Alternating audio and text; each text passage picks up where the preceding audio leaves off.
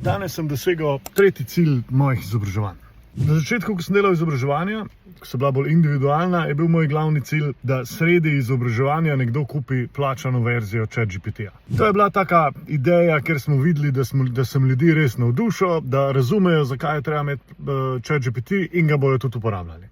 To se je zgodilo že večkrat, super vesel vsakokrat, ko se zgodi. Drugi cilj je bil tako imenovan unicorn, to pomeni, da so vsi udeleženci izobraževanja dali izobraževanju 10.